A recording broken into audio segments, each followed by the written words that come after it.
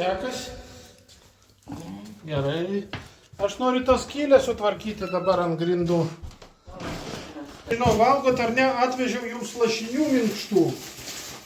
Ar mėgstat lašinius? Numeris 1. O, vos valgysit ar vėliau? Ne. Gerai, paliksiu ant palangės. Minkšti medoliai. Oi, ačiū. Tai arbatos turėsit. O, tai vat ant palangės pastatysiu. Tai yra daržovių sriuba, labai tokia švelni, be mėsos. Ar darysiu? Labai labai skanus. Nu, o.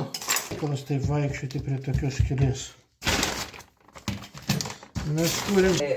Radija kalbėjo apie uogą, dar uogų nėra. Mėlynių dar Lietuvos.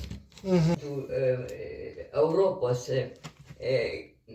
mėsos gamintojus į Lietuvą kaip mokinius, kad išmokintų, kaip lietuviai rūkina tą mėsą. Tai nežinau, ar čia po to daugiau aš nepataikiau, kad, žodžiu, apie tai kalbėtų. Aš, žiūrėkit, nulupau tą senąją po skylę, nuplėšiau tą linoleumą ir įsivaizduokit, ką ten aptikau. Ką ten radai? Dievo motinos kalendariuką. Taip. Nu. Ir aptikau po linoleumu.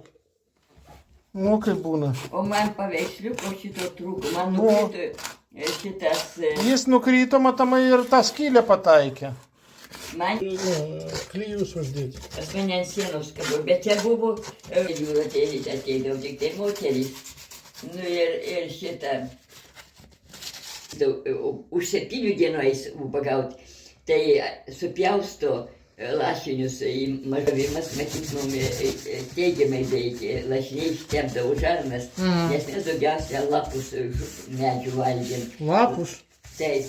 Daugiausiai valgėm raugeriškių, barbarisų.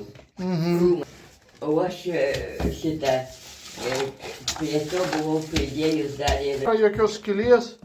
Aš tai tą kilimėlį, kur čia išbuvo, tiek ilgai negalėjau. Taip, iš šaldytuvo tada padėsiu. Dapilsiu, kiek čia yra, o kitą kartą atvešiu dar sulčių. Galo viskas šaldytuvė, nunešu dar šluotą į vietą padedu. Nu gerai, tam kartui tada viso gero.